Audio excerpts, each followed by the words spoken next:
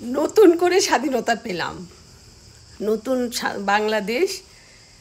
নিজেকে আজকে অন্যরকম একটা গর্ববোধ মনে হচ্ছে। দীর্ঘ কয়েকদিন খাবার, ঘুম সব কিছুরই এলোমেলো ছিল। শুধু দেশের ভিডিওগুলো দেখতাম আর আফসোস করতাম, আর নিজের অজান্তে চোখের পানি চলে আসতো।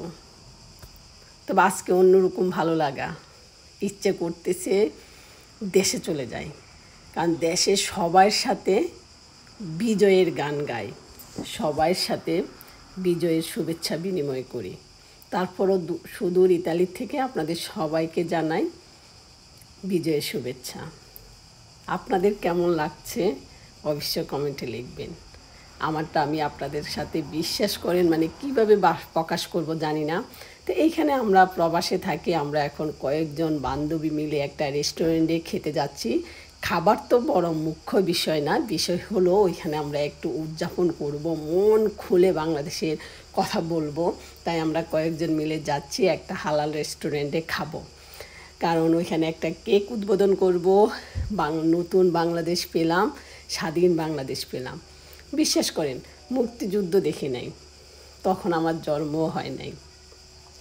আমার বাবা দেশের জন্য যুদ্ধ করছে, 9 মাস একদম নিরুদ্দেশ ছিল। মায়ের কাছে সবসময় বাবার গল্প শুনি, মায়ের কাছে সবসময় মুক্তিযুদ্ধর গল্প শুনি। কিন্তু নতুন প্রজন্ম আমাদেরকে 24-এর বিজয় দেখালো। সত্যি যখন চিন্তা করি তখন কিন্তু মানে শরীরটা শিউরে উঠে যে তারা পারছে।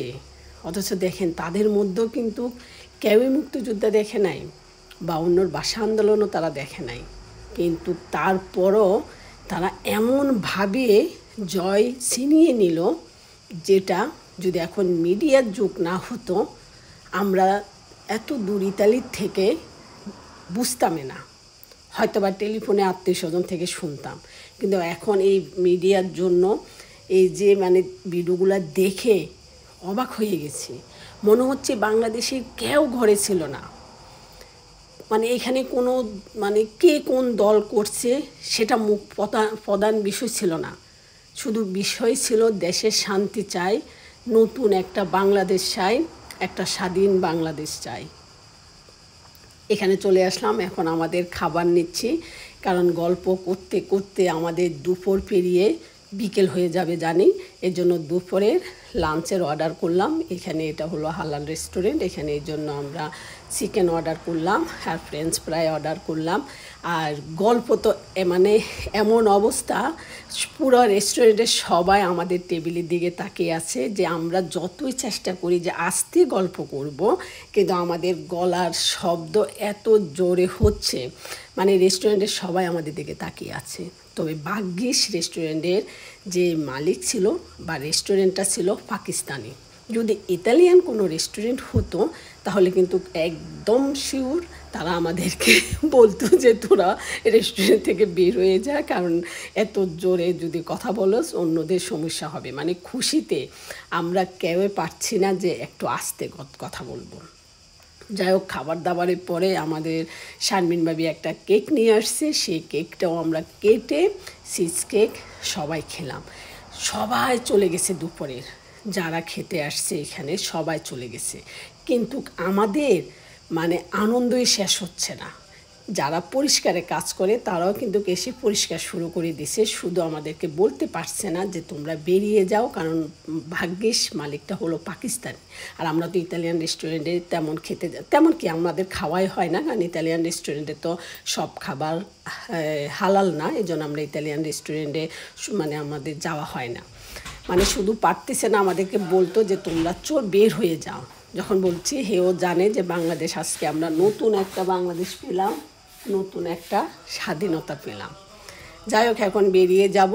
তারপরে এখন এরা বিকেলে যারা খাবে সন্ধ্যার সময় এরকম 2-1 জন করে আসতেছে, কারণ ইতালিতে তো 6টার থেকে আবার রাতের খাবার শুরু হয়ে যায়।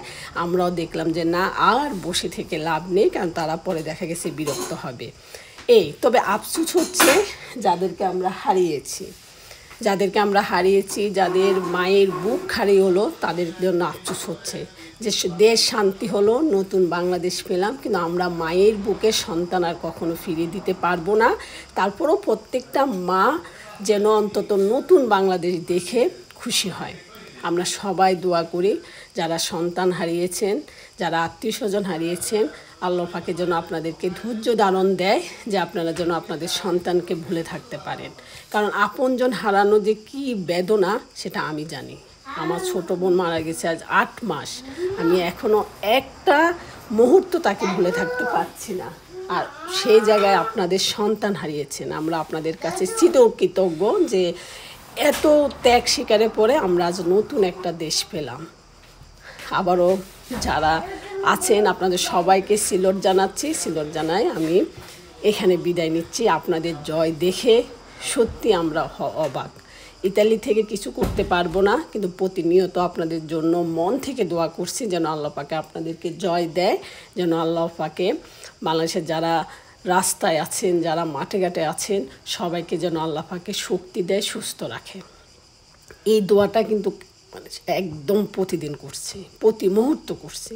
যাও আজকে নতুন বাংলাদেশ দেখলাম, স্বাধীনতা দেখলাম, যেটা ইতিহাসের পাতায় লেখা থাকবে যে 24শে স্বাধীনতা, যে ছাত্রদের শক্তি যে কী, এটা সত্যি দেখলাম।